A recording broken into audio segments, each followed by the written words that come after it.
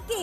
ആറന്മുളയിൽ lead ഉയർത്തിയ അബിൻ വർക്കി 195 ഉയർത്തി. ചിറ്റൂരിൽ സുമേഷ് അച്യുതൻ 207 വോട്ടിന്റെ ലീഡ്. പുതുമയിൽ CH കുഞ്ഞമ്മൂന്റെ ലീഡ് പാലക്കാട് രമേശ് പിഷാരടി 107.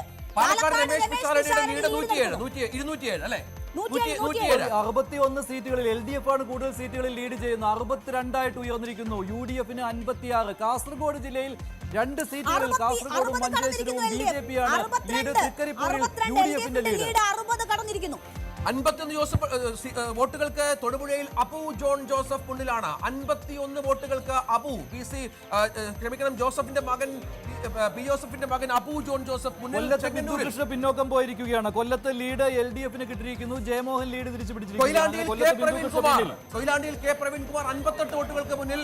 സജി ചെറിയാന്റെ ലീഡ് ചെങ്ങന്നൂരിൽ കുറയുന്നു. കേവലം 56 വോട്ടുകളിലേക്ക് സജി ചെറിയാന്റെ ലീഡ് കുറയുന്നു. 200-ന് മുകളിൽ ആദ്യഘട്ടത്തിൽ പോയ ലീഡ് നിലയാണ്. അത് 56-ലേക്ക് വരുന്നു. എലത്തൂരിൽ ശശീന്ദ്രന്റെ ലീഡ് നില കുറയുന്നു. അത് 52-ലേക്ക് വരുന്നു എന്നുള്ള കണക്ക് കൂടി ഇപ്പോൾ ലഭ്യമാകുന്നുണ്ട്. നേമത്ത് NDA മുന്നിൽ വന്നിരിക്കുന്നു.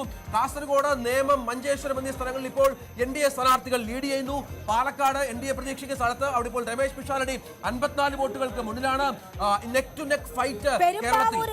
മനോജ് മുത്തേടൻ 264 വോട്ടിന് ലീഡ് ചെയ്യുന്നു. ആദ്യം സ്ഥാനാർത്ഥി നിർണയത്തിന്റെ ഘട്ടത്തിൽ വലിയ ആശങ്കകൾ ഉണ്ടായിരുന്നിടത്ത് കായംകുളത്ത് യു പ്രതിഭ മുന്നിൽ M ലിജു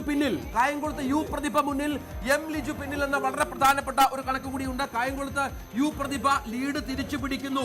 യു പ്രതിഭ മുന്നിൽ. അവിടെ വലിയ പോരാട്ടം നടന്ന ഒരു മണ്ഡലമാണ്. ലിജു ഇതിനൊക്കെ സാധ്യത കൽപ്പിച്ചിരുന്നു. അപ്പു ജോൺ ജോസഫിന്റെ ലീഡ് 650 ആയി. തൊടുപുഴയിൽ അപ്പു ജോൺ ജോസഫ് 202 വോട്ടിന്റെ ലീഡ്. മണ്ഡലം മാറിയ അബ്ദുറഹ്മാന്റെ നീക്കം പാളുന്നോ എന്ന സംശയമുണ്ട്. തിരൂരിൽ കുറുക്കോളി മൊയ്തീൻ 202 വോട്ടിന് മുന്നിൽ.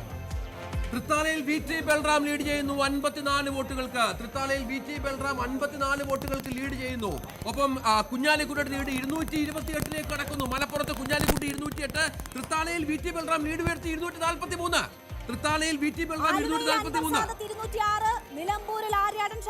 തൃശൂരിൽ പത്മജയ്ക്ക് ലീഡ് നഷ്ടപ്പെട്ടു. രാജൻ പല്ലൻ മുന്നിൽ 246 വോട്ടുകൾക്ക്.